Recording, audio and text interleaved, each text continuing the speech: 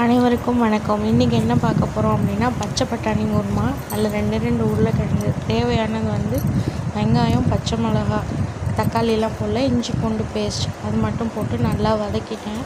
ஆக்சுவலாக வெங்காயம் போடும்போது வீடியோ எடுக்கலை. வெங்காயம், பச்சை மிளகா நல்லா வதங்கணும். இஞ்சி பூண்டு பேஸ்ட், உருளைக்கிழங்கு போட்டு லாஸ்ட்டாக பச்சை பட்டாணியை போட்டு, இப்போ சீசன் இல்லையா, அதனால் பச்சை பட்டாணிஸ் கிடைக்கும். அதுக்கப்புறம் கடலை மாவு கொஞ்சம், அதை 2 ஸ்பூன் போட்டு தண்ணியில் மிக்ஸ் பண்ணி வச்சுக்கணும். நல்லா பச்சை பட்டாணி, உருளைக்கிழங்கு எல்லாம் வெந்து வந்ததுக்கப்புறமா நம்ம என்ன பண்ணோம்னா, கரைச்சி வச்சுருக்கோம் இல்லையா ஆல்ரெடி, அதை நம்ம ஊற்றிட்டு கொஞ்சம் வாட்டர் ஆட் பண்ணி மிக்ஸ் பண்ணி மூடி வச்சிட்டோம் அப்படின்னா ஒரு 2-3 நிமிஷம் மூடி வச்சோன்னா நல்லா வெந்து அழகாக வந்துடும். இது நம்ம சப்பாத்தி, இட்லி, தோசை, பூரி அது கூட தொட்டுக்கலாம். இம்மிடியேட்டாக எதுவும் வெஜிடபிள்ஸ் இல்லை அப்படின்னா இது பண்ணிக்கலாம். லாஸ்ட்டாக கஸ்தூரி மேத்தி போட்டு மூடி வச்சு இறக்கணுன்னா